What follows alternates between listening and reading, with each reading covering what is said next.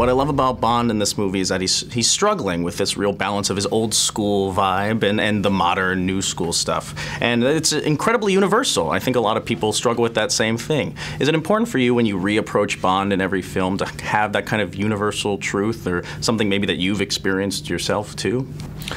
I think it's impossible not. I mean, the great thing about the Bond movies over the years, they've always sort of touched upon kind of what's going on in the world without really without getting overly political, because you can't. It's a Bond movie. But I think there's something kind of great. I love this idea that that it's cheaper to spy on people with drones and satellites, and sending people, and also less dangerous people. Kind of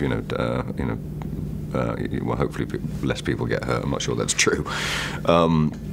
And Bond is part of an old school world, which is he's a frontline troop, and he does the footwork, and it's that clash that's happening. Do we still need people like him? And hopefully the answer is yes. Do you think that's the Fleming ideology, that we'll always need a guy like Bond? In the sense that he wrote a hero, and a very kind of complex hero.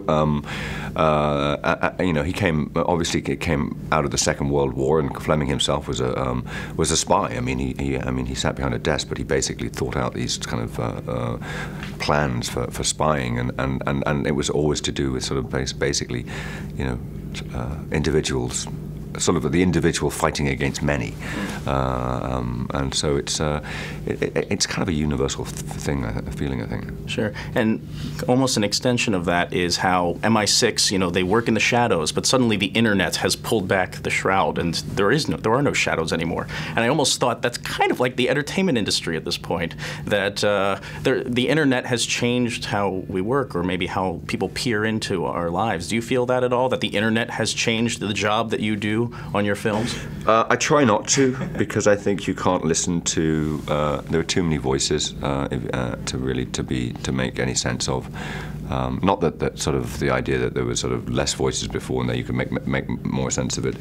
I think that I've always been a little bit sort of annoyed about the fact that kind of everybody sort of seems to know how to make movies, and therefore, sort of everybody has an opinion that how. And I've been making them for 20 years now, and I still don't know what I'm doing.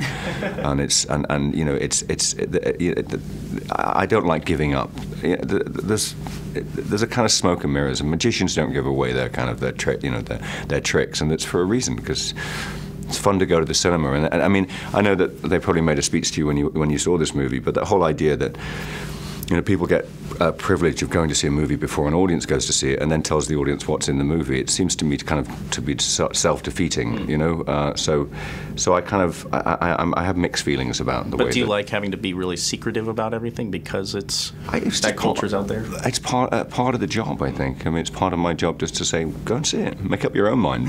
Don't be told by other people what to think. Do you also like interacting with the fans? Is that important to you? Look, I mean, it's the only reason we do the films. That's the only reason we do it. We kind of do it. I mean, without them, we don't exist. So I kind of, and especially when a movie like this, which I'm so proud of, and I'm desperate to go and take it to people and say, look, come and have a look at it.